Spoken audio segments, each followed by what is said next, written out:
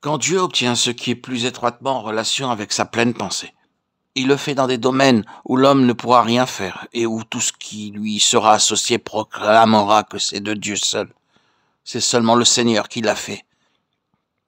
Aucun homme ne pourra mettre cela à son actif. Regardez, voyez, si vous pouvez honnêtement appliquer ce principe à tout ce qui se fait. Considérons bien les choses. Est-ce une chose qui est soutenue par des noms, des titres, l'influence, le statut?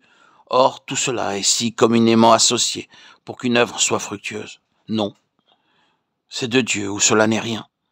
Il n'y a pas de grands noms, pas de grandes gens, pas de grands dons naturels, pas de grandes ni de remarquables qualifications humaines.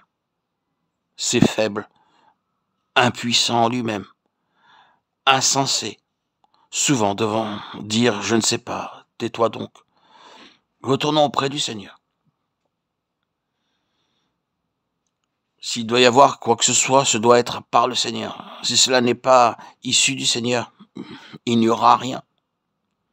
Vous pouvez seulement l'espérer sur cette base. C'est du Seigneur. Le Seigneur l'a généré. Le Seigneur l'a mis en mouvement. Et le Seigneur le fait.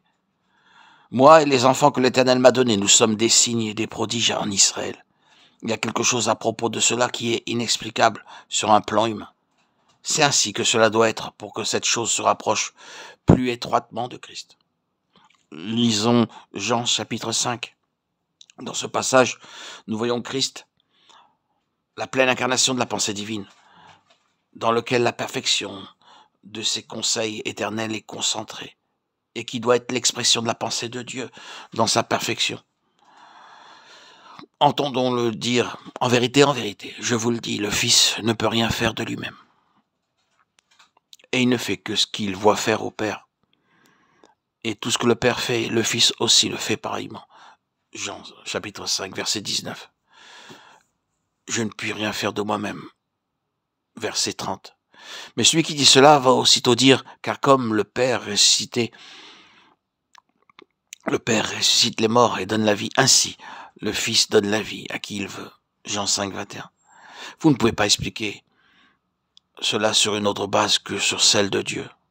Le Fils séparé du Père ne peut rien faire. Dieu ressuscite les morts. Il donne au Fils de faire ce que seulement Dieu veut faire. C'est à ce principe que nous voulons venir. Nous ne pouvons pas aller au-delà de Christ dans sa perfection comme étant la pensée de Dieu. C'est pourquoi il dit « Rien hors de moi-même. Il est Dieu. » Le Fils, comme partie d'un tout indissociable, ne pourrait rien faire séparé du Père.